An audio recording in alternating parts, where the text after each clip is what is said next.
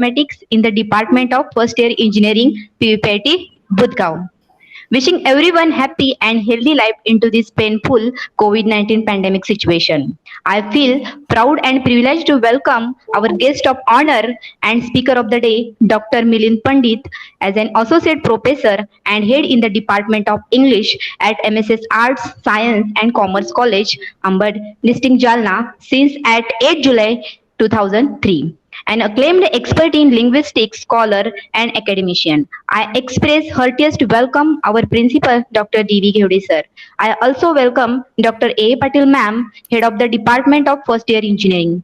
I welcome coordinator of S.E. Narade sir and member of organizing committee and all the participants for being the part of faculty development program. On previous day, we were came to know many fundamental things about the English pronunciation and sound in English. So today we are again enthusiastic to know more about topics phonetics, syllabi, accent, stress, and intonation. So no more waiting. I request to sir to start the sessions. Over to you, sir, please. Thank you very much, madam. I'm happy again being part of this FDP organized by Padma Bhushan Vasantrao Dada Patil Institute of Technology, Budgaon District, Sangli. I express my sincere gratitude to the Honorable Principal Dr. Ghevade. My similar gratitude goes to Dr. Anushka Patil and also Ms. Mandale. So it is really so nice being with you all. And my very special thanks again go to Sergey Rao for this opportunity. And yes, as I said to you yesterday, Sergey Rao has been so consistent with his academic work, which I do appreciate. Yesterday we dealt with, just a second, yes. We dealt with the basic aspects. I hope the screen is visible. Yes, sir. Yes, sir. Okay.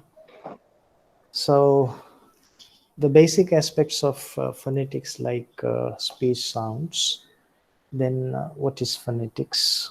Also, we discussed, the difference between phonemic and phonetic articulation or pronunciation. And also there were certain other things associated with these factors.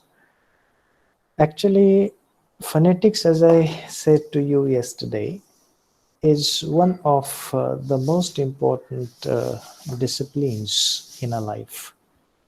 And phonetics does not mean English phonetics. It means phonetics of every language. Marathi has its own phonetics. So have the rest of the languages of the world.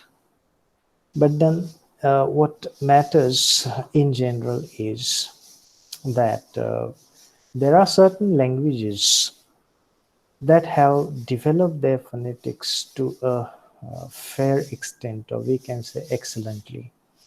Whereas we find that certain languages, particularly the ones like that of India, have not their phonetics that much developed. Coming to the case of Marathi, I would say that phonetics of Marathi is not developed to the required or expected degree. That is what actually always disturbs me.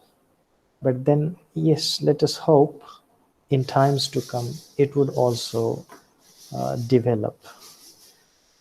Phonetics is important because it gives us the essence of language, particularly spoken language. You must have come across spoken English classes, and you find that there are people that run these classes, and phonetics is not taught there, and that is the biggest tragedy of these classes.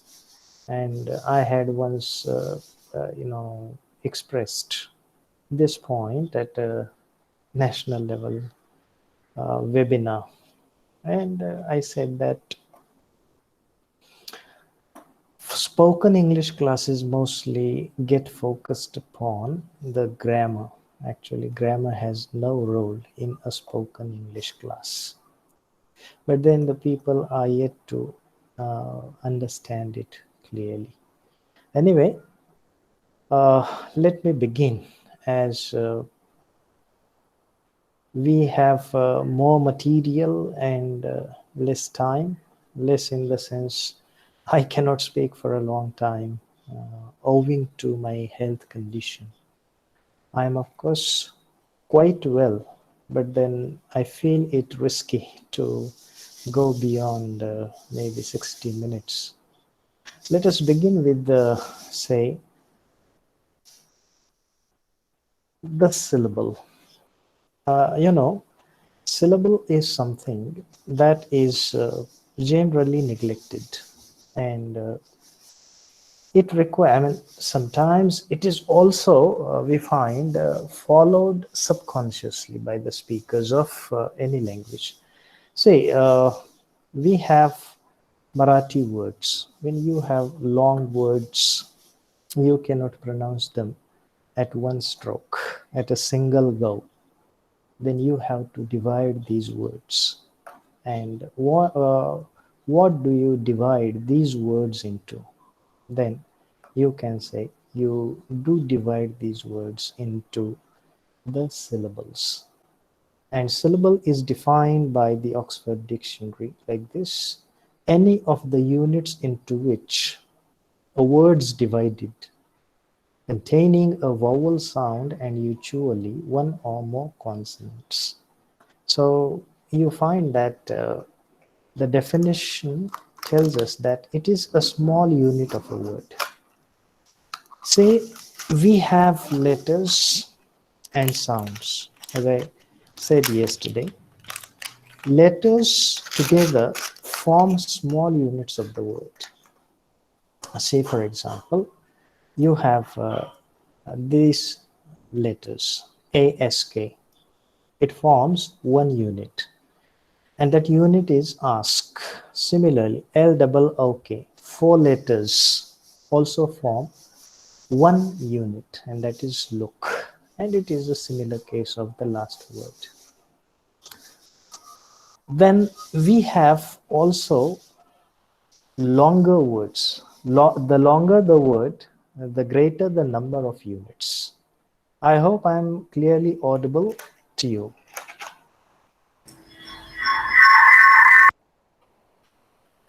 Can somebody confirm, please? Yes, sir. Yes, sir. Okay. Okay. Thank you very much. The longer the word, the greater the number of the syllables. And that is what actually we find it. And say, we have at least four types of syllable or four types of words. Word number one is monosyllabic. That is, it carries or it contains only one syllable. We have disyllabic words. That is, the words that carry, two syllables. We have also the words that carry three syllables, and they are called as trisyllabic. And then, if a word carries more than three syllables, we can say that it is a polysyllabic word, and there's no limitation to the number of syllables a word can carry. See here, ASK. You can pronounce it at one stroke: ask, LOOK, look, and see. Now, these are the three words that you can pronounce at a single stroke, respectively. And that is why they are called as monosyllabic. But you have the other words following. For example, you have ATTACK. You cannot pronounce this word like ask, look, or see. You have to stop when you pronounce this word. Stop in the middle. It is called a pause. Pause it, a slight stop in your pronunciation. For example, attack. So when you pronounce you take a pause and then move forward. So it becomes attack, attack. Similarly, risky. So when you pronounce re, you take a slight pause there and then continue. Risky. Similarly, it is bluish. So you divide this word into two units, and these two units are called as the syllables. Then we have the three syllabic words or trisyllabic words for that matter. For example, we have the words into the brackets like sensation. If you wish to pronounce it slowly, it becomes clearer, more clear, I mean. Sensation, and then it can be clearly audible. When you make a hurry and pronounce this word, then there's a possibility that it would not be clearly audible, clearly intelligible, or understandable to your listener. And that is why you have to take pauses. So in sensation, you take two pauses, and these are slight, they're not longer pauses. Sensation. So sen is the first syllable, say the second, and shun is the third one. Similarly, we find disbursement. You cannot pronounce these words at a single stroke, as has been the case of the monosyllabic words. Disbursement. So you stop at dis, you also stop at s, and then you continue with month. Then senselessness. See, if you pronounce these words in a hurry, in a rush, then there's a possibility that it would cause misunderstanding. And that is why the syllable becomes a very important part of communication, particularly speech. If you do not keep the pauses, then your communication is going to be mistaken. Then we have polysyllabic. Polysyllabic means there are many syllables. I have taken two words, one having 6 syllables and the other 5. For example, organizational. So see, the 6 syllables are there. The first one is org, the second is third nine, fourth zay, fifth shin, and the last, that is sixth, is o. Organizational, that is how you have to pronounce it. Say, the speed has to be reasonable. It shouldn't be less than required or more than what is required. Similarly, we have a 5-syllable word, that is nationalization. So na, then shin, al, eyes, Asian. So that is how you find it. Nationalization. So you have to take proper pauses, and then it becomes more intelligible. As I said to you, any infringement of this syllable can cause lack of clarity in your communication, and lack of clarity means obscurity. Obscurity exactly means no proper understanding of your word. And that is why it's important that we, while communicating, also get similarly or simultaneously focused upon the syllables. See, when we communicate, we have to take note of many things at the same time. And that is what, you have the case of a driver. When a driver drives a car or a vehicle, any kind of vehicle, particularly, let us have an example of a car. While driving a car, the driver has to look after the steering. Second thing the driver has to look after is the proper shifting of the gear. I mean, the most important thing that the driver has to look after is, watching if there's some kind of hurdle on the way. If the road is clear, then you have the fourth thing, it is accelerator. Apart from that, the driver has to also take care of the indicator in case there are certain turns or the driver wants to change the side, etc., and then overtake a vehicle. And the driver has to also look after the speed. I mean, so many things at the same time. And a successful driver is quite dexterous at doing this. A good driver, an expert driver, let me say, never lets you realize what kind of smoothness he applied with the help of the skills he or she has developed as far as driving goes. I mean, this communication is also like the process of driving. You have to look after so many things at the same time. And one thing that I left out of it is the driver has to also look after the vehicles that are on the left, right, and the backside. Say that there shouldn't be a vehicle that can dash the driver off and that car off, etc. So many things, at least half a dozen things the driver has to concentrate upon at the same time. I mean, the driver has to look after so many things simultaneously for a smooth drive, smooth and safe, of course.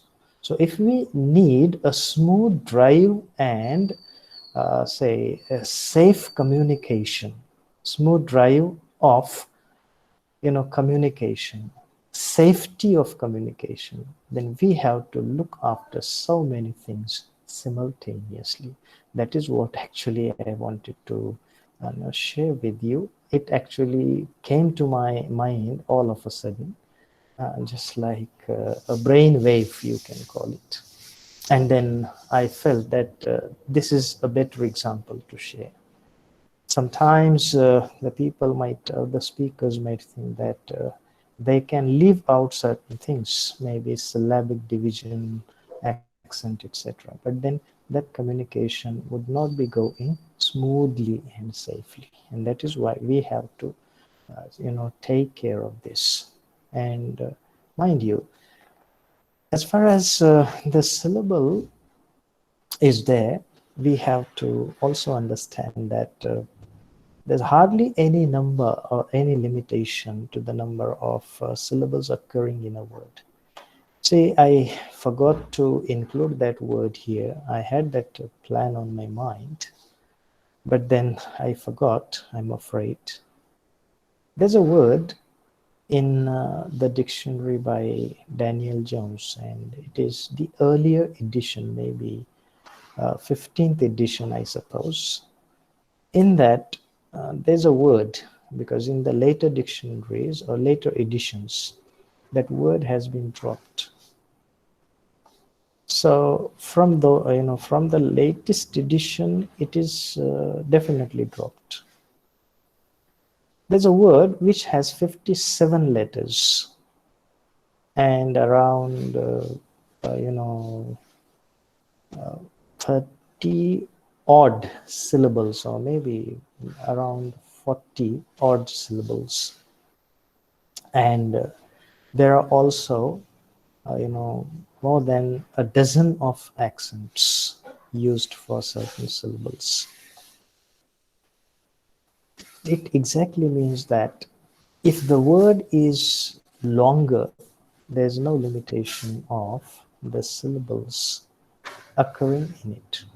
Of course, in general, we do not have the longer words, at least we avoid using those longer words, because we want to make our communication pithy, short and meaningful, and that is expected and that is appreciable as well. But sometimes you find that we have been helpless to make use of the longer words. See, there are the subjects like botany. In this, there are certain botanical terms in the discipline of botany. And these botanical terms have been, so long. I do have discussions with the faculty members working at the Department of Botany, my friends. And I keep discussing, this area, that is words, terms, etc. And that time I come to realize that a subject like botany has so many words that have greater length. I guess it is a similar case of even engineering, I mean, the discipline of engineering. There might be the words that have been longer and longer. So, in the case of such words, there's no limitation to, say, the number of syllables occurring in those words. So, this is how the syllable is. The importance of syllable is it makes your word clearer to listen to. And not only this, it also brings in the smooth flow of communication. So this is what, and this is how the syllable is important. Like, then we have the accent. See, accent has two meanings. One is associated with the word, and the other is broader. For example, this broader meaning tells us that one specific language is spoken in one specific area or country or region, and the overall language is called as accent in general. For example, we say he makes use of American accent. She makes use of British accent, etc. And this accent exactly means that person, that specific person makes use of the language of a specific country. Say, while speaking about British and American Englishes yesterday, I missed out bringing to your notice one fact that you have to determine which variety you wish to choose while communicating on a regular basis. For example, if you choose British English and continuously use it, your confidence level goes up and high while making use of that language. It is a similar case when you choose American English. I mean, we can afford only these two varieties of English. For example, if we wish to go for Australian English, then vocabulary and pronunciation are the issues that would trouble us. And even Canadian English has the problems of spelling, etc. And of course, the native vocabulary. But then British and American are the two types that are understood everywhere, if not spoken. For example, even if you go to the Australasian countries like Australia, New Zealand, Fiji, etc., American English is understood there. British English is also understood there. But those people would be using Australian English spoken by the New Zealanders, Australians, and the people that dwell on the Australian continent. So make a choice of either British or American English. If you, for example, wish to go abroad, this is one thing. And second thing is there are also the people that strongly demand Indian English. And Indian English has been an area that is developing but not fully developed. As you find, the examples or the instances of other languages, for example, British, American, Australian, African, Canadian, etc. We do not have the full-fledged development of Indian English, and Indian English does not have much scope beyond India. And second thing is, when you choose British English and communicate continuously, it would help you gain a lot of confidence, as I said earlier. The same case with American English. But if you try to uh, mix British and American together, it would cause you problems. You can have differences. I mean, you can learn both, but it would take some time. But at present, if you wish to develop one specific variety properly, then it's important that you make a single choice. Anyway, let me come to the next point, and it is that of accent. See, the emphasis that you should give to part of a word when saying it. Every word has some syllables. If a word has 4 syllables, not all of them are of equal importance. At least one syllable stands out of them, stands out, and the rest of the syllables do not find that prominence. It is called prominence.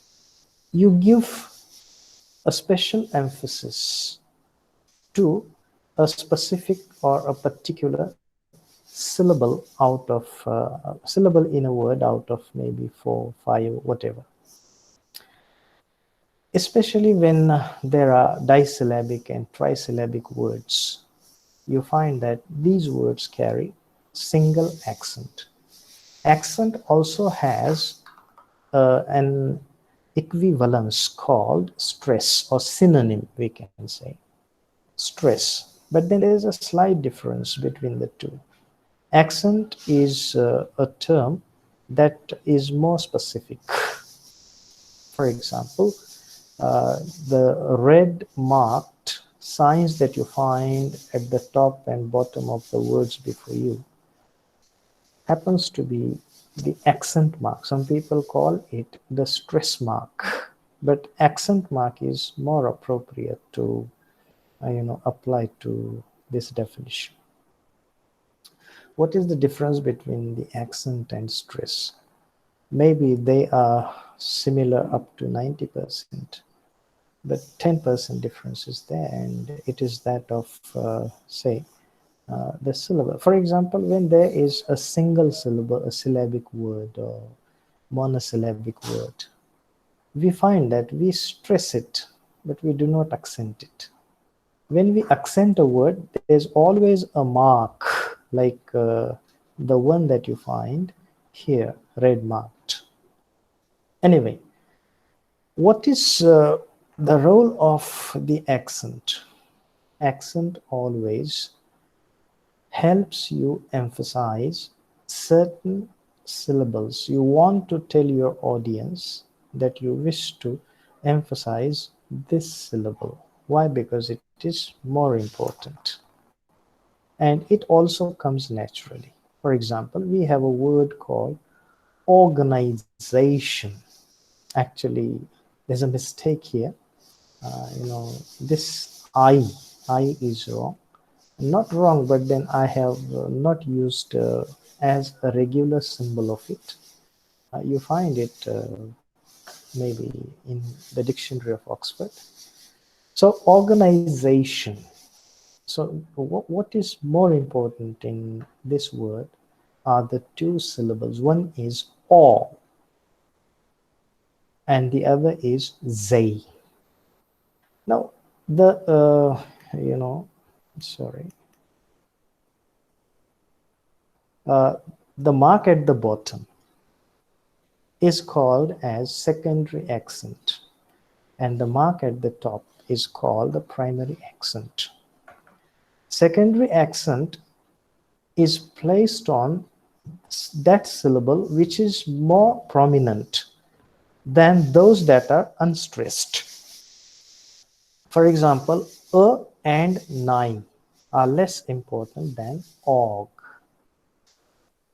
And zei is the most important syllable or the most prominent syllable in this word, and it is more important even than og. It is more prominent even than, say, og, and this is why it is called as primary accent. You can have the alternative shift. This can be put here, I mean, uh, here at the top, and this can be put here at the bottom. For example, organization, if you pronounce it, then zation has less degree of prominence. Say yes, and org has a greater degree of prominence. You can shift the primary, you can replace the primary accent with the secondary and secondary with the primary. But then it does not mean that the significance remains the same. If you put the primary accent on, or if you replace the secondary accent with the primary, then this becomes more important. See, for example, zation is the most important, I mean, zay is the most important syllable in this word. And when this accent mark is put here, then og becomes the most prominent syllable, and zation becomes less important or less prominent than og. This is what the result of the shift has been, shifting the accent. And as I said to you, even the accent has a similar role to that of the syllable when it comes to presenting clarity of communication. Clarity of communication comes with appropriate division of syllables and appropriate use of the accent, and that is how you find it. See, organization has two accents, attack has one accent, and care has none. Why? Because it is a monosyllabic word, and the monosyllabic words generally do not carry the accent. Temperament, when you have the accent at the top of temp, you have direct. D is less important than re. When you have to emphasize re here. So re stands out here, and it is more prominent than D and kt. So this is how the accent plays an important role. I have also chosen a three accent word, and it is misinterpretation. Say miss and ter are less important than tei. No, and miss and ter are more important than in and shun, because they are stressed at the secondary level. Even here, you can get the the accent shifted. So it depends upon what you wish to do with this word. Misinterpretation. This is how we can pronounce it. So one word can have many accents. Here, there are three. There could be a dozen of them, or it could be more than that. Depends upon the length of the word. We have single accent word, and it is markedly. And we have the word without accent, like ray. So the third column is that of the monosyllabic words which are never accented. The middle column tells us that there are the words with single accent, and the first column tells us that there are at least two words that carry more than one accent. The use of accent in this fashion also brings in prominence of communication. And there are certain things that we should note down. For example, I have already said it. A single syllable does not carry accent. Disyllabic, trisyllabic words carry single accent, and polysyllabic words carry many accents. So polysyllabic words have many syllables, and they also carry many accents. See here, I have put together both the syllable and accent. I caught a photograph from a book which I mentioned yesterday to you, a course in phonetics and spoken English. And out of that, see, you have, for example, the first word, production. So production are the three, syllables, and duck stands out, and that is why it is accented. We also have guarantee. See, the accent does not usually fall upon the first syllable. It can also fall upon the last syllable, as you find here in guarantee and cigarette. Cigarette. So there's no fixed rule for the accent. It can come anywhere, but mostly it falls. I mean, if it is a disyllabic word or trisyllabic word, the majority of the accents fall upon the first syllable, first or second syllable.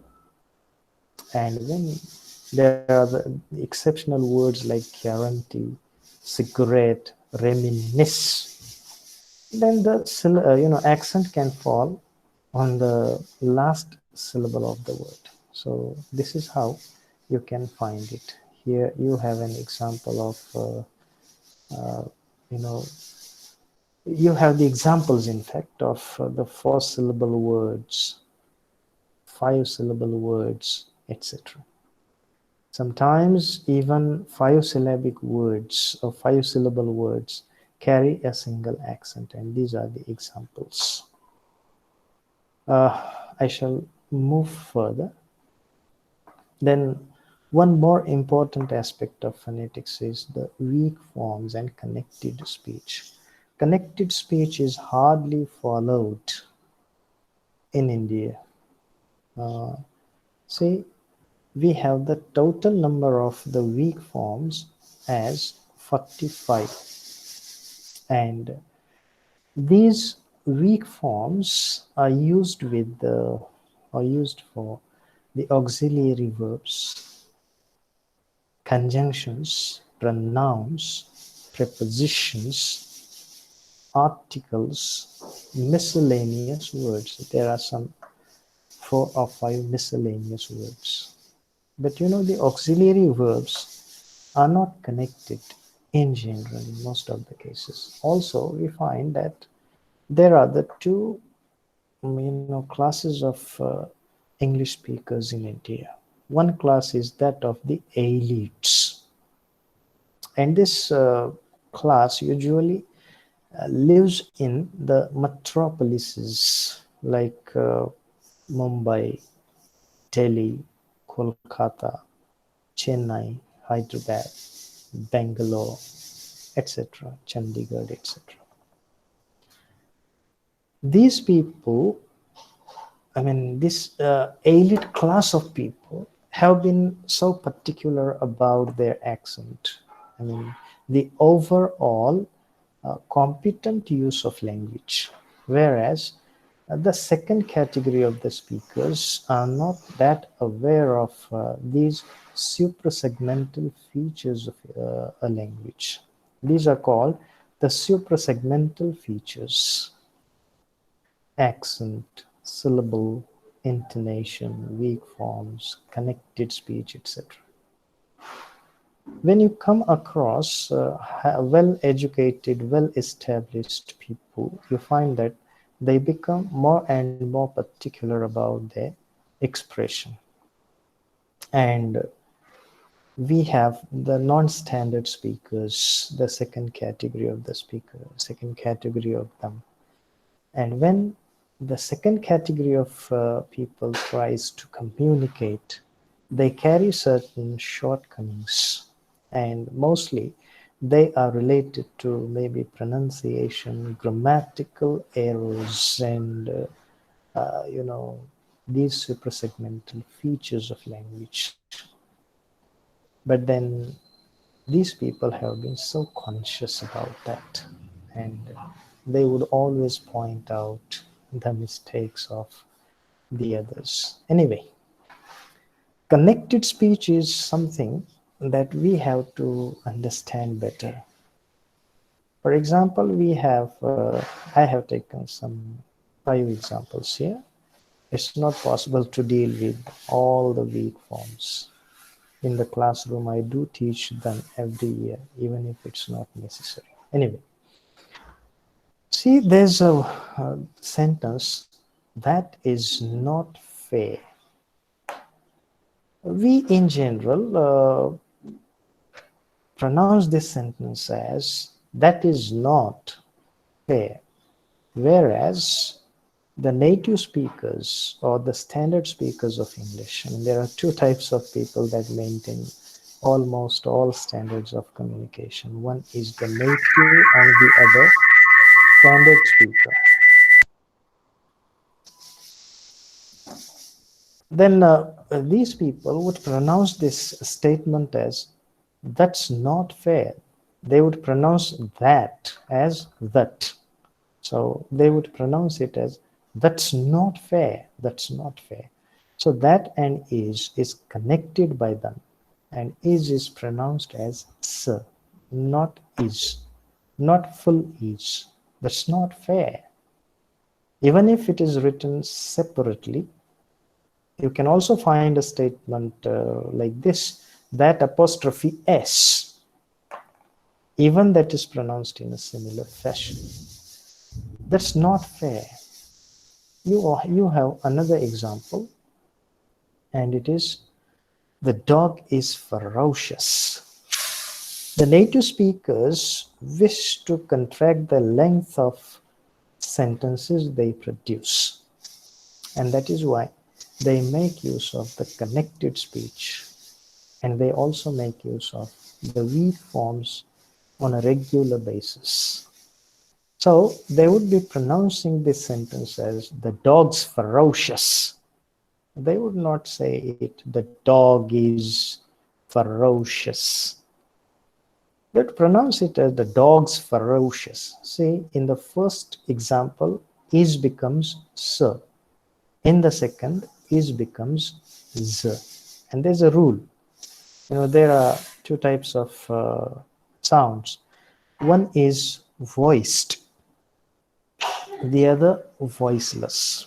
And this could be determined with the help of the vocal cords. Now, actually, in the practical class, I could have made a better presentation of the weak forms and connected speech. But since we are online, I cannot do it to a satisfactory extent, at least to myself. So here we have the vocal cords. And when, for example, we pronounce sir, putting our finger here, we find that there is no vibration felt upon the tip of our tongue. But when we pronounce g, we experience this vibration. Can you do it? You put your finger here upon the vocal cords. That is called Adam's apple, Kanta in Marathi. You put your finger, you touch it closely, thickly, and pronounce it and experience. Pronounce s, s, and pronounce z, z. So while pronouncing s, you find that there is no vibration, and while pronouncing z, there's a vibration. So the sound that has vibration is called voiced, and the one that does not feel vibration or produce vibration is called voiceless. This you can experience on your own. And it is on the basis of this that you find that ed turns into t and d and id. For example, Yesterday I said worked. Some people have the habit of pronouncing this word as worked, and it is not t. It doesn't end in t. It is t because of this case, that is voiceless sound, etc. I mean, it takes a lot of time actually. It needs a special lecture, but then it is not possible for me to get focused on it.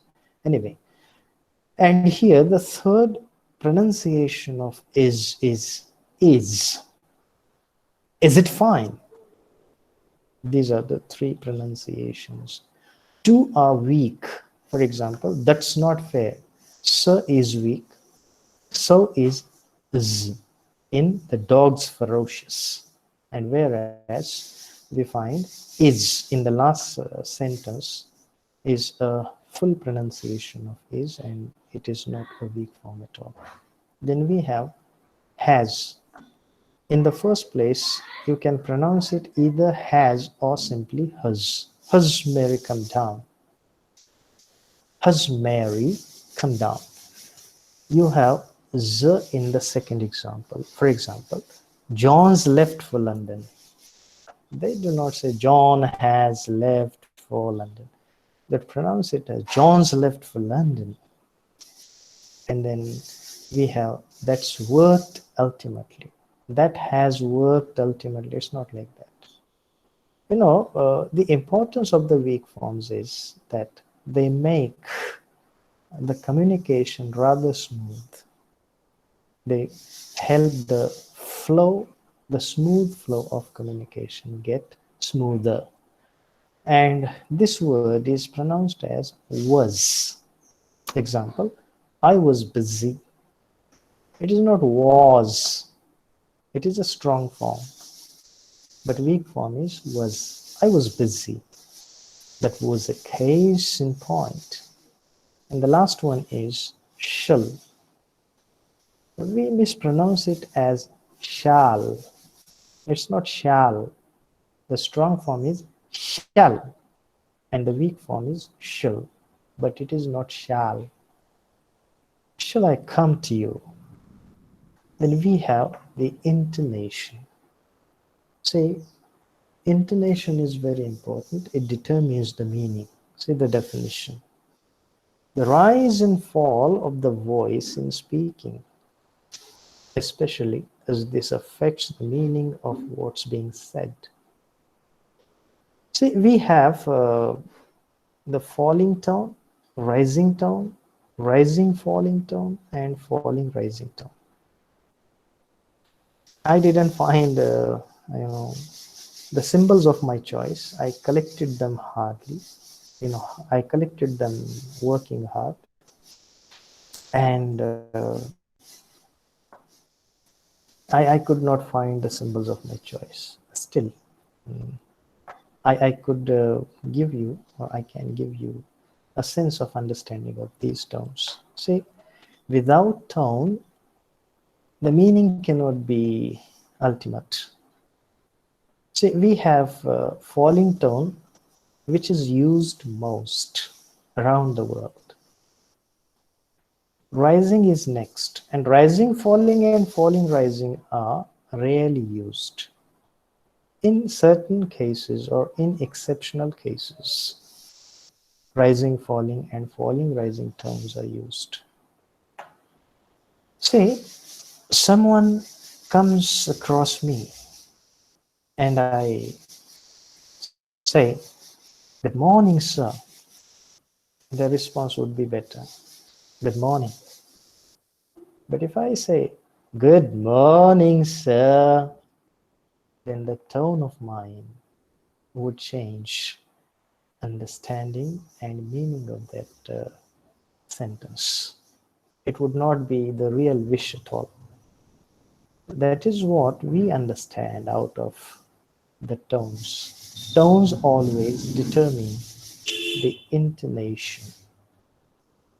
See, we have the falling tone that is used in at least 6 contexts. Number one, when we have to pronounce a complete and definite statement, we can make use of falling tone. This is one thing, but then why this is used as the tone of first preference. There's a reason, and the reason is falling tone always gives the polite impression, although not in all contexts, but in most of the contexts it gives an impression of politeness. For example, whenever we speak to people, we speak in a low tone. High tone is considered a sign of impolite attitude, and that is why it is avoided. And falling tone helps us present our politeness.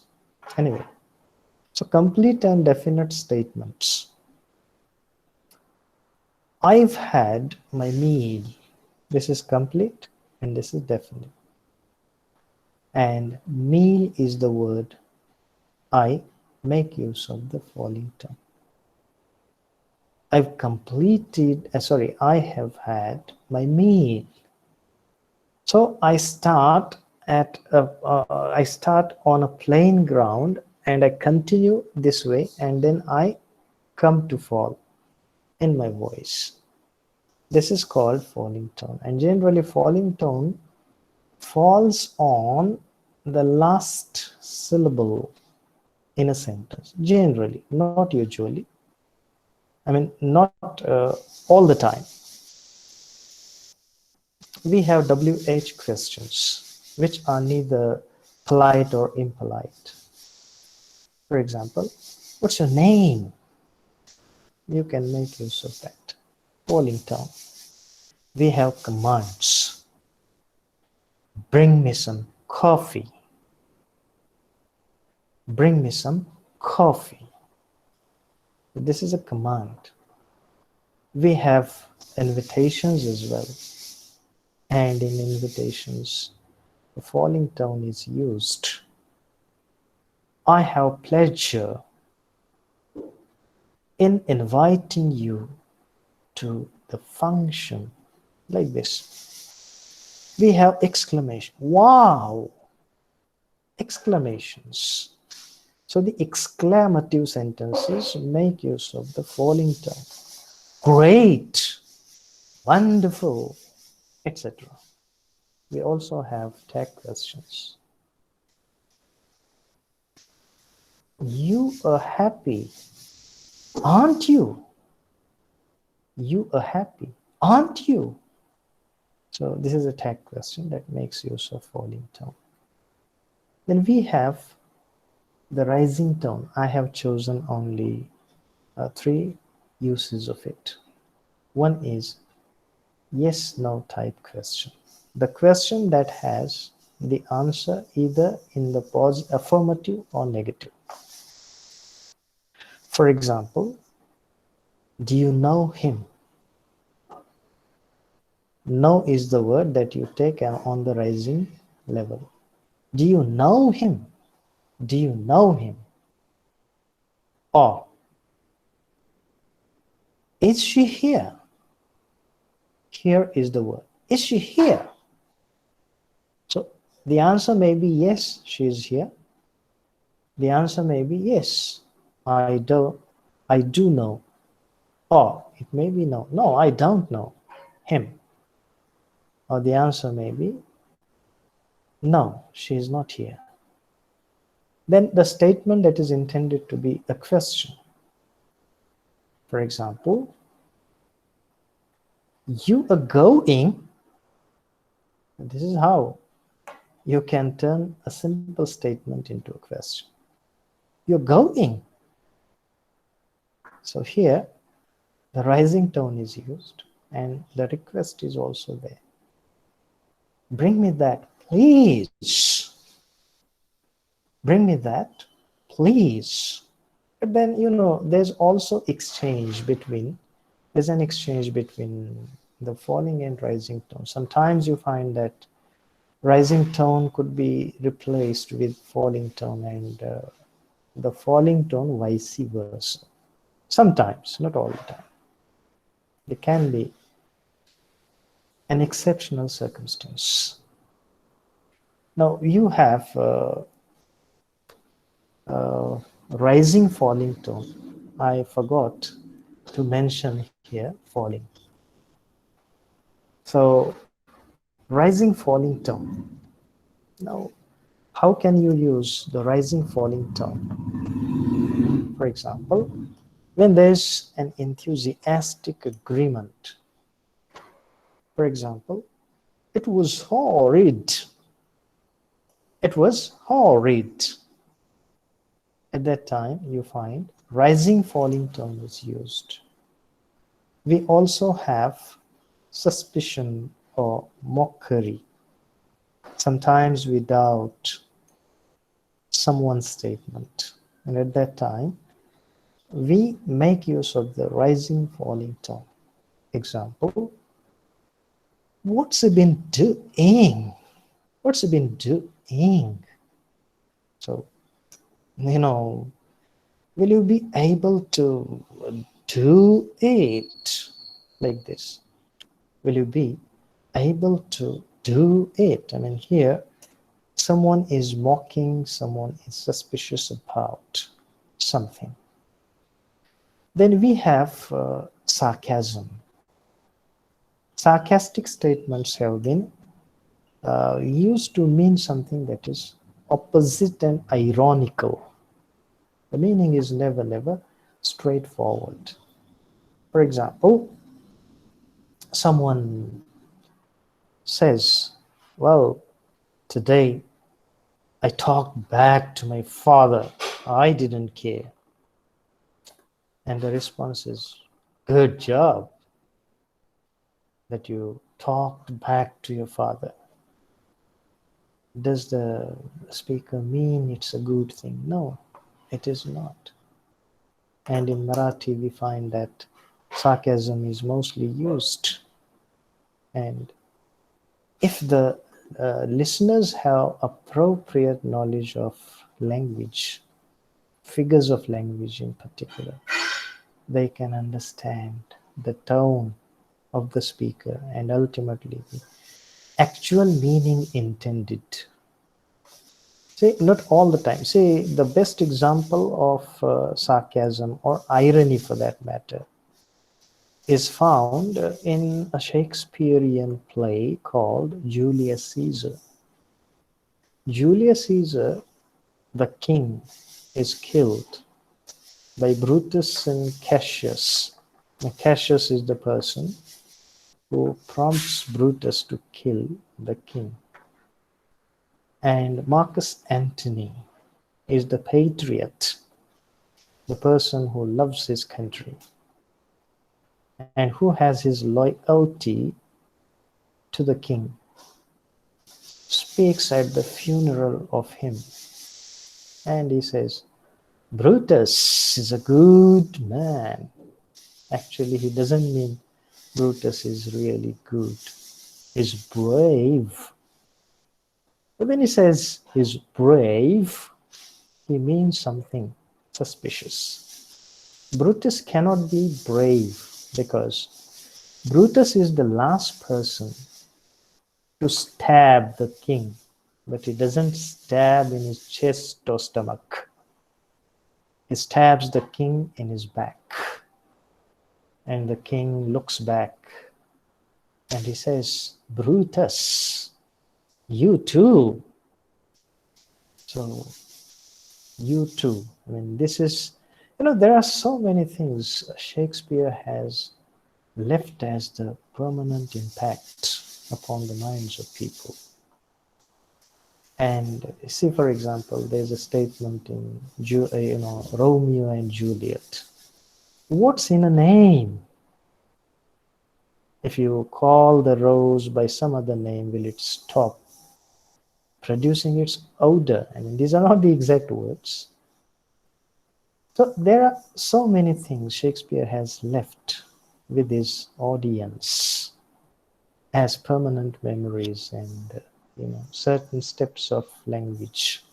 Anyway, so sarcasm always means the exact opposite of what is being said. Then let us come to the last type of falling rising, last type of the tone, and it is falling rising. We have incomplete statements.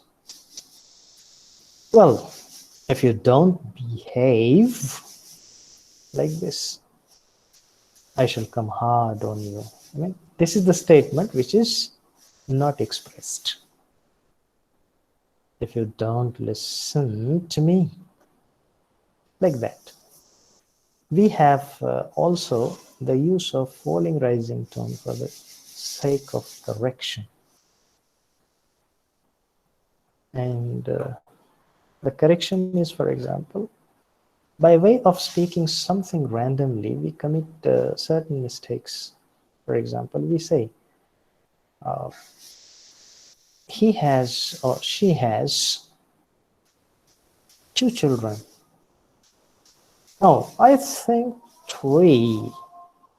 So when you wish to correct something, at that time, you make use of falling rising tone. And you also have the warning in the falling rising tone. And the warning is, you mustn't do it. You mustn't do it, like that. So this is how the tones have been used. And the tone always adds to meaning, it produces meaning, it changes meaning, and it also helps the speaker play with language. But without intonation, we cannot produce melody in communication. If, but there are some people who have the habit of continuously speaking without pause, without break, without accent, without syllabic division, etc. Their communication becomes tedious, boring, tiresome. But if you make use of pauses, gaps, intonation, etc., then you are bound to produce melody in your communication. Melody of a koel or cuckoo or nightingale, etc. Because language sounds sweet to our ears if we systematize it that way. And you just have a glance at the poetic language. It is melodious. There's melody in it. Why? Because poetic language follows these features of features of language or communication, and that is why poetry comes nearer to us, dear to our heart. It comes as dear to our heart. There's also some kind of prose that carries the same same kind of dearness which is carried by poetry. So language is not simply a matter of communication. It is something beyond that. And there are so many people that have worked upon language. And you find that there are also people that have worked on each individual aspect of the language. For example, some people have worked upon adjectives, some others prepositions, some others nouns, some others syntax, semantics. Only one area of language has been worked upon by them, researched upon by them, and they have come to develop, the beauty of language. Language has a lot of beauty, which is called pulchritude. And if we try to gain that beauty, it would not only make us absolutely satisfied and pleased, but would also produce the similar experience to our audience. So there are so many things to discuss about language because this is an area that keeps on widening. The more we speak, the more widening it becomes.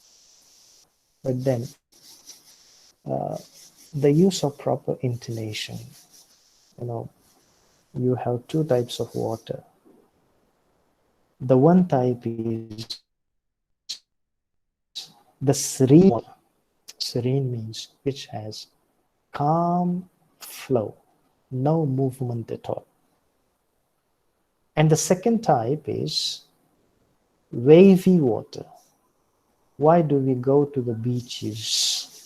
Because we wish to enjoy the flow of the waves. The serene water does not afford us that pleasure, which is afforded by the waves.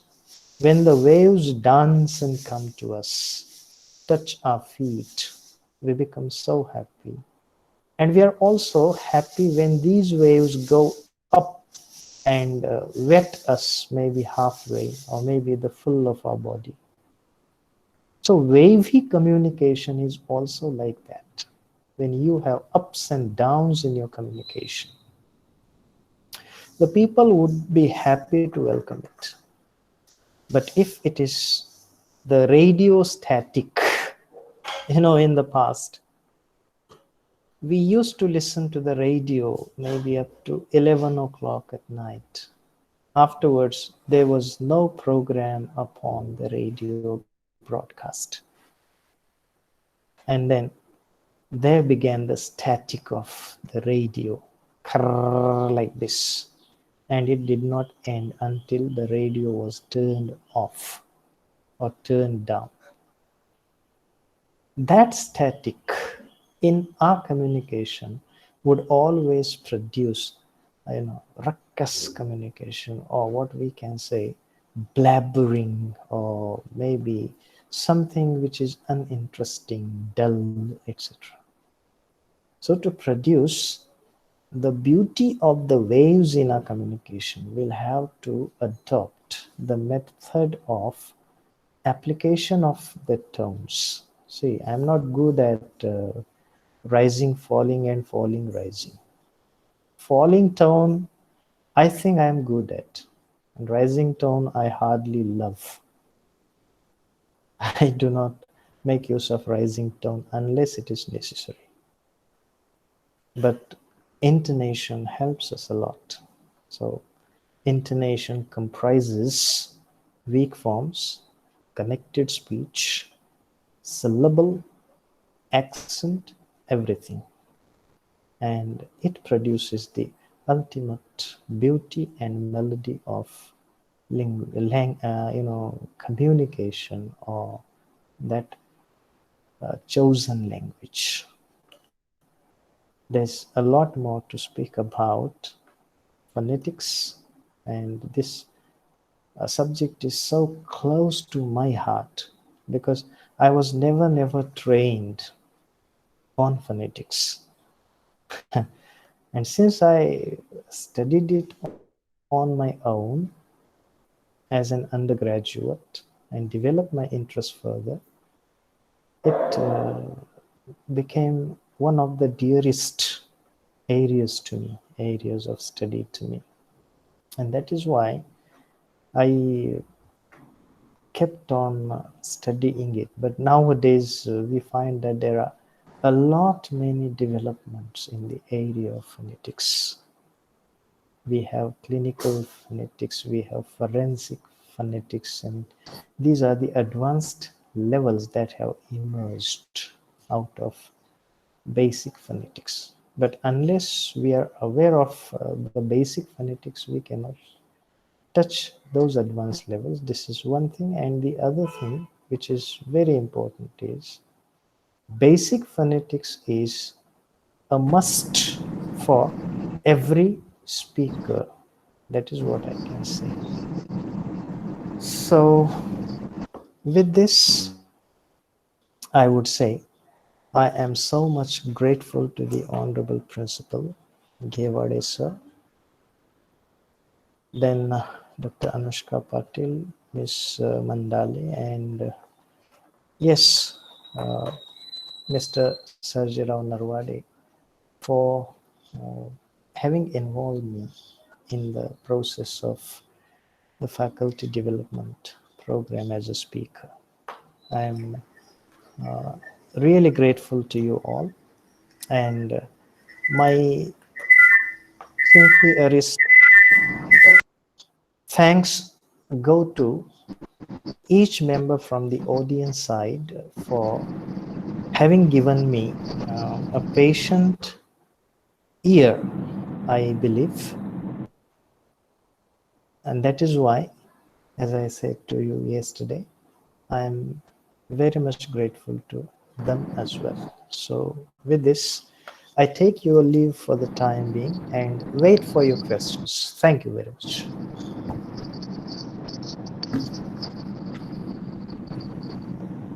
Hello? Am I audible? Yes, sir. Hello? Yes, sir. You are audible, sir.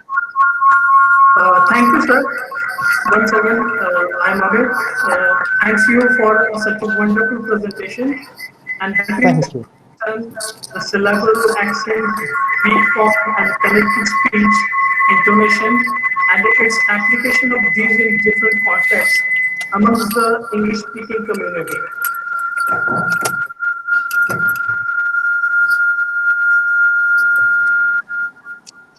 Sorry, sir, some reverberation of the sounds. That is why. Okay, okay. Okay. Uh, we will get a feedback from our participant.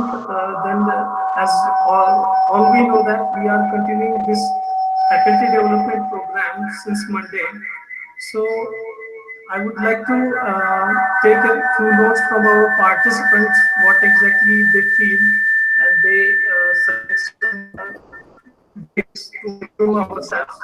Firstly, I would like to invite Prasad, sir, if you have some word for us. Uh, Hello. Tawan sir, are you able to listen me? Yes, sir. Yes, Yes. sir. Okay. Good evening to all. My name is Professor Reddy Patil. I am here to give the feedback about the FDP on behalf of the participants. So we all are attending this FDP of communication skill in English. Since 14th of September, we have received a lot of valuable information from both the resource person, namely Singh sir and Pandit sir. So just I will brief this about this workshop FDP. Singh sir has given more emphasis on the three things. One is about communication skill without grammar, tenses, and 7 laws of teaching with his expertise in the fields. Today, since last 2 days, Pandit sir has given more emphasis on phonetics with his expertise in this field.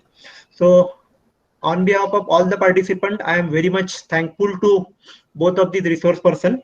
We have got a we have got lot of valuable information from your side, and all of you have refreshed our knowledge. So I will give assurance to you that each participant will implement these things.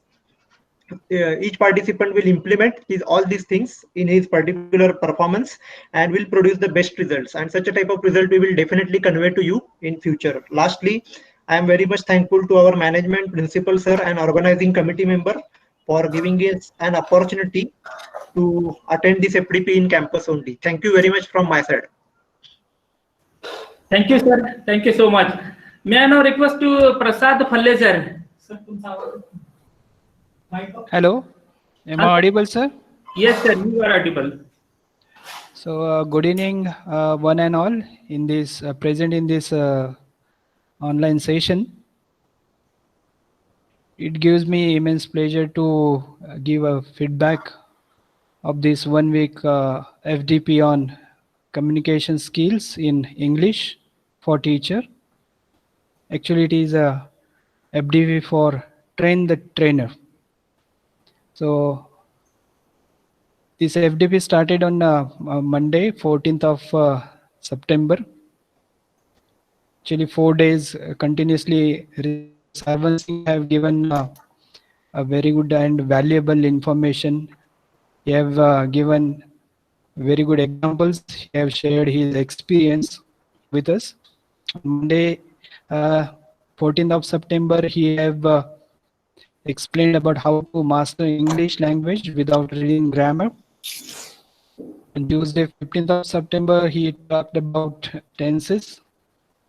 On Wednesday, 16th of September, he have talked about four basic skills, that is listening, speaking, reading, and writing. On Thursday, 17th of September, Sarvan Singh talked about important 7 laws of teaching.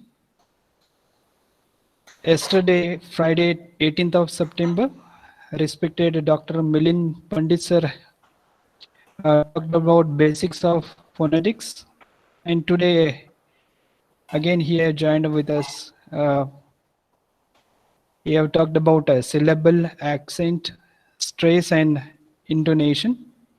So all these 6 days we have enjoyed very much, and I hope all these 6 days will be fruitful in future. Also, I expect same kind cooperation and help and support from both the resource persons, respected Sarvan Singh and respected Dr. Milind Pandit sir. Always there. Okay.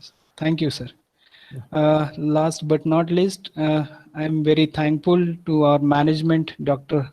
Vasantdada Patil, Shetkari Shikshan Mandals, Padma Bhushan Vasantrao Dada Patil Institute of Technology for encouragement and great support. Respected Chairman Sri Vishal Dada Patil, respected Trustee Sri Amit Dada Patil, respected Sri P.L. Rajput sir, respected Sri Adinath Magdum Anna, respected our principal Dr. D.V. Gevre sir, all deans and HODs. Also, I especially thank to HOD Dr. Patil ma'am, first year engineering, Professor S.N. Narwade sir, and the organizing team, first department, and all the participants who have joined and attended these 6 days, that means 1 week FDP online. Thank you. Thank you very much. Sorry for this interruption. My apologies to the principal. I mispronounced his name. I think it is Gevde and I said Ghevade. Day. So Yes, sir. my apologies to him. Thank you, Pale sir. Now may I now request to Ashutosh Dandekar sir, please, your remark.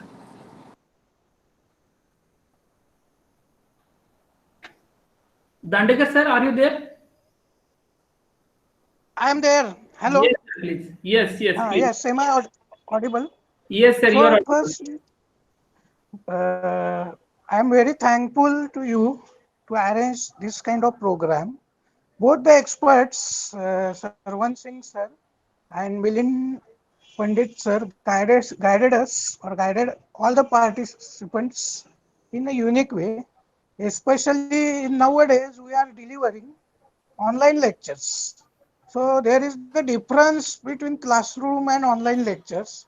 We have to take much care about our pronunciation, communications, and other aspects while delivering the online lectures.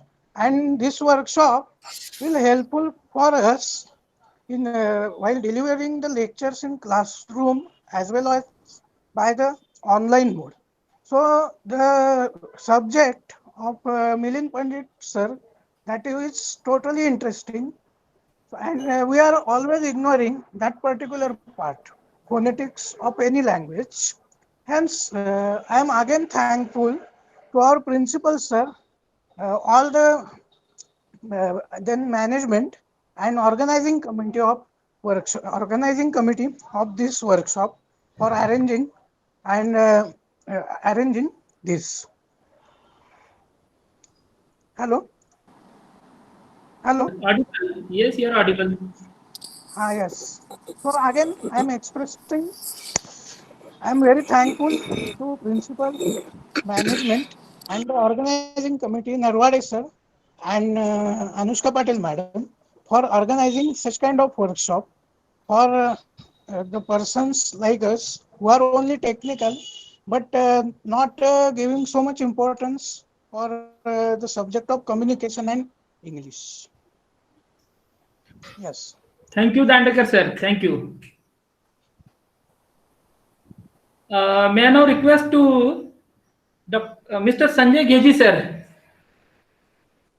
Yes, sir. your comment. Hello. Ha. Yes, am I audible to all? Hello. Yes, you're audible. Yes. Am I okay? Yes, sir. Yes, sir.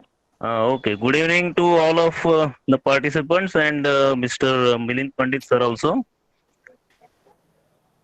Jay Geji, I am a faculty in Mechanical Engineering Department, assistant professor. Okay. Uh, I want to put my views and opinions about this epidemic for which is running for last 6 days. Okay. Uh, So I think on the first 4 days it was all about Mr. Sarwan Singh. We were well connected with him, and I will go by day.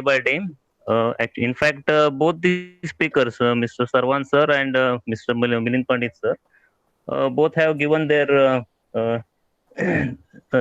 both have given the different kind of guidance in case of communication skill as well as in improving the English speaking. Okay.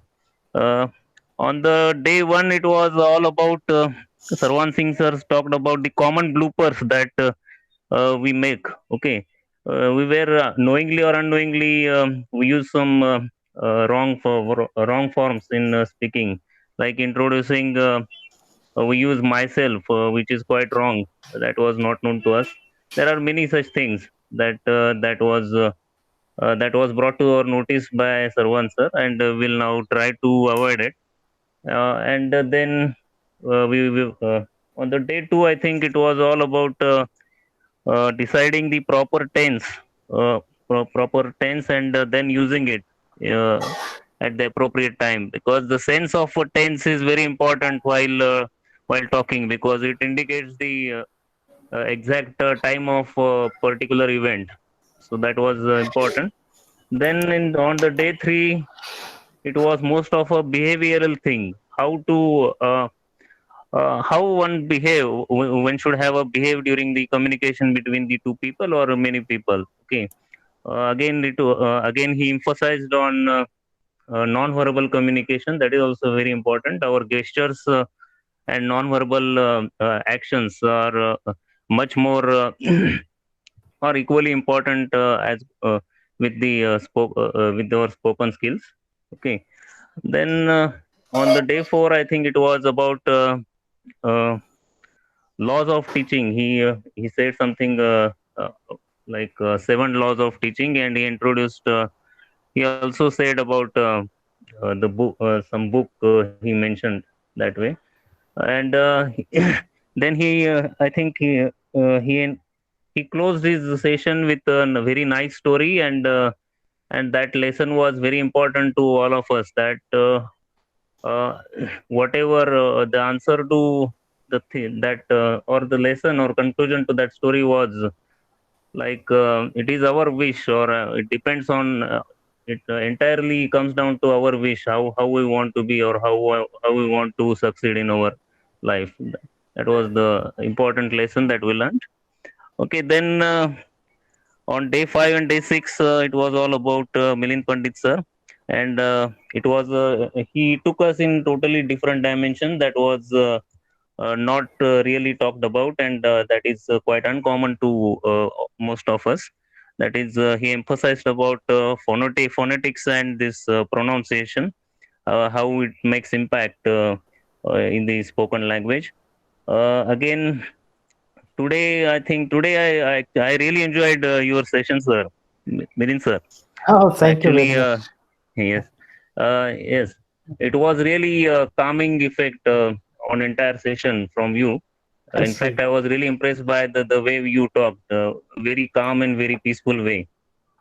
Yes, and then and and today I came to know about this everything like rising and falling tone, intonations, etc., etc., and how use of these things, how it makes a melodious thing in speaking any language, not just the English language. It impacts in every language.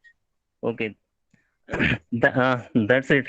And one more thing I want to mention that uh, Sarwan sir, Sarwan sir was telling that uh, there is a study by Business Harvard School that which says that uh, in a professional life, about 85% is contributed by communication skills or spoken skills than the technical skills. Technical skills are only responsible for 10 to 15% of the professional success. So that's how this world is going about.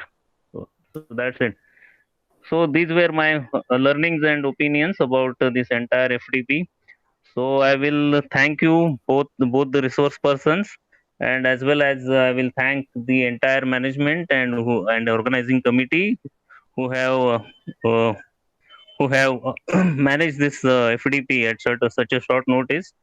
And I will look forward to have many more such programs which will really help us in improving. In fact, this public speaking is really a one of the hardest skill to master. Very few people are good at that. That will all these things will help us in improving our way of talking and our communication skill. I think. Okay, that's it. That's it from me. I think I made it very long. Okay, sorry for that. Okay, you can, Miss Narodi sir, you can take it to Thank you, sir. next. Thank you. Okay. Uh, We will definitely try to organize at least one FDP every year. So we'll try definitely, sir. Thank you. Uh, I would like to request all the participants if they have any questions regarding how to improve communication skill. They can ask to Milind Pandit sir, and if they have any question on phonetics, they can ask because Pandit sir he has already designed a syllabus on communication skills. So you can ask any question on communication skill, and he is an acclaimed expert in phonetics, linguistic and stylistic. So any question you can ask on the topic.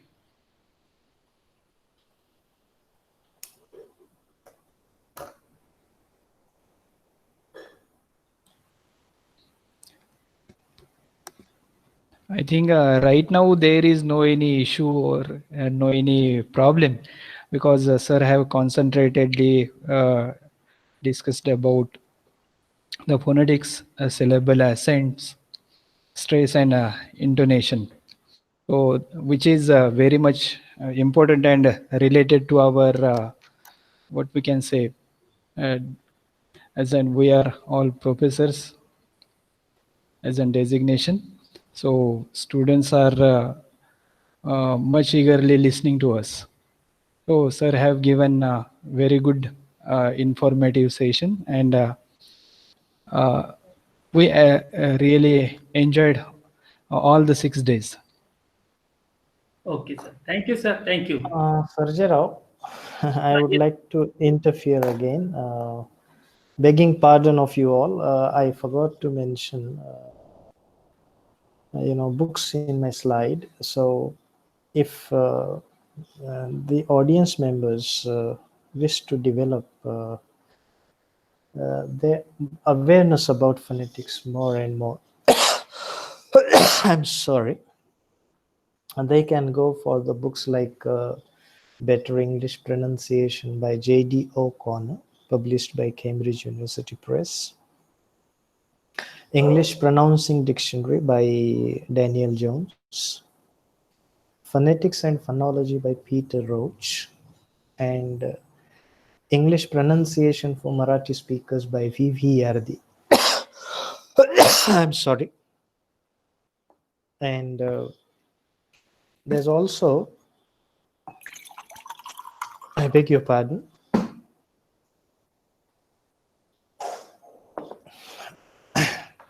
a book by Professor Gimson, not Professor, but Mr. Gimson. English phonetics, I think that is the title. So together, this material would help a lot, help you a lot, and bring in a lot of insights to you as regards phonetics. That is all from me. Thank you very much. Thank you, sir. Thank you. Uh, if anybody from the participants, if he or she is interested to give any remarks on the FDP, he or she is welcome.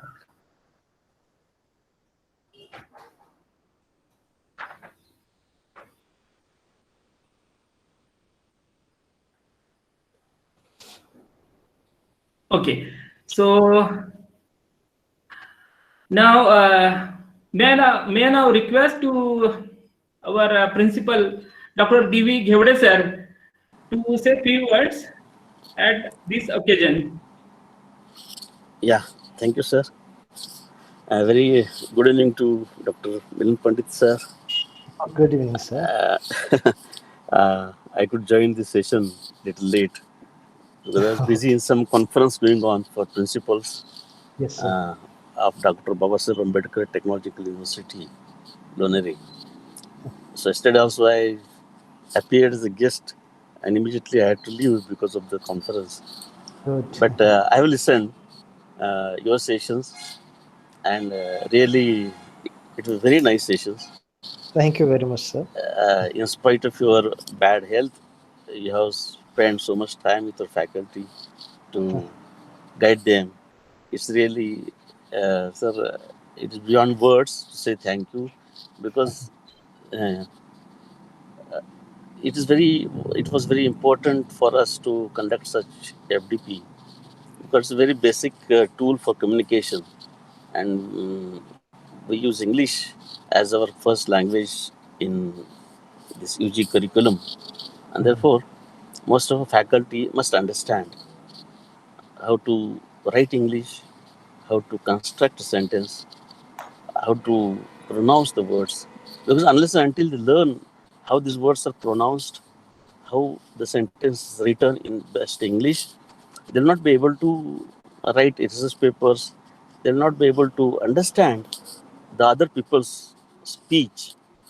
Therefore, they must understand, and there's very much necessity to have such kind of faculty development program. And it is not a single program. I have also talked with Mr. Sarwan Singh sir that it must be a continuous education. And as Sir Narvade sir said, once in a year we'll conduct one FDP. It is not once in a year. I will not agree with this. It must be a continuous part of learning. So every often, frequently, we can decide the frequency and we can take help of Sarwan Singh sir and Pandit sir to guide all of us because we are all learners as far as English and phonetics is concerned.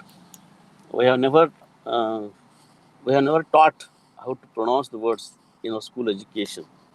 What we have learned is from listening. And Sarwan sir also has stressed this point. If you want to speak a good English, you should listen a good English. And that is the key to improve the English communication. And this English communication, as you know, sir, is very important because if we want to reach the last student, we should be able to speak a good English the way in which that student understands. And unless until we do that, we cannot reach out up to the last student. And unless and until we reach out up to the last student, our quality of education will not improve. Our students will not get motivated, get inspired to work in engineering and this technological field. And what we want here is our students must get motivation, get some inspiration to work with innovation, zeal, and some commitment towards the society. And that is the purpose why we are organizing this FDP. And we'll not stop here. We'll have a continuous interaction. We'll take on some issues as we have discussed in this last 6 days. You have discussed very fundamental aspects of English language. So similarly, we can take one aspect and have 1 day workshop. Likewise, we can have a continuous interaction with our faculty, and we'll give some assignments to work on to them, and so that they get developed. Because practicing is very important. One such FDP will not help to improve the English language unless until they practice it in their day-to-day life. And it is our uh, duty now to see how they are practicing in day-to-day life and come noting down the issues related to practice. We can again come out and discuss with you. We can have such short duration workshops so that the faculty gets motivated and gets good inputs as far as English communication is concerned. So I really happy to thank you, and I would like to see your association with us in long run, and that is how we shall proceed. Uh, so I am very much thankful to you, sir, uh, for guiding all of us as far as phonetics is concerned, and you have given very nice inputs and nice sessions yesterday and today. So I'm very much thankful, and as I will always request you uh, to guide us in further endeavors. As and when we require help, I request you to solicit your help and guide us. So thank you, sir. I also thank my first year engineering team.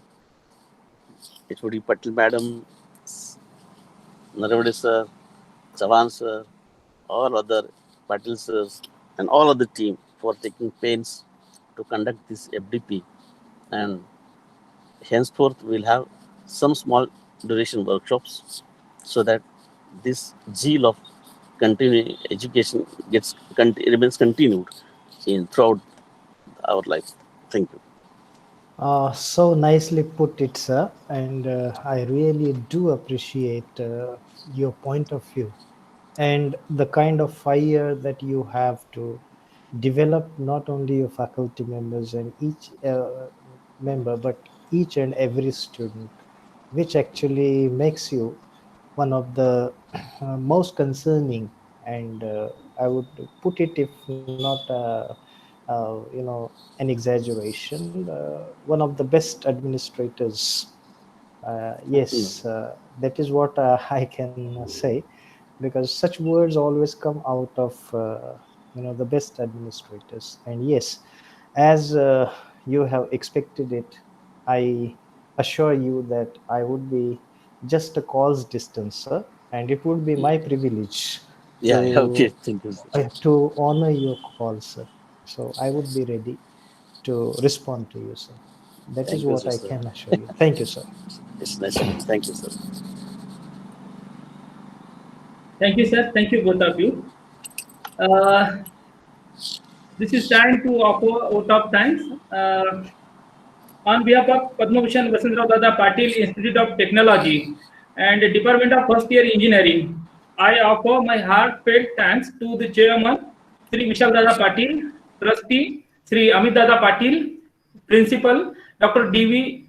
Gevde sir, registrar, Sri Kiran Patil sir, for their untiring support and timely guidance and help. I am very much thankful to the eminent scholar, acclaimed academician, versatile expert in linguistics and stylistics, Dr. Milind Pandit sir, for his in-depth, thorough, and enlightening 2 sessions on a really challenging topic, that is phonetics. I am sure his 2 sessions will inspire to all the participants to take language seriously. I also hope that the participants will learn more and more about language and phonetics in coming days.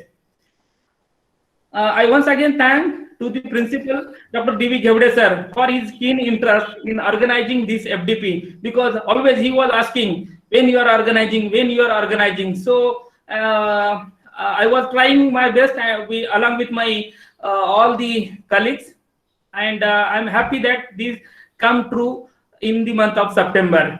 So it happened only because of the constant pursuit and constant support and guidance from Principal Dr. D. Devde sir. I'm really thankful to you.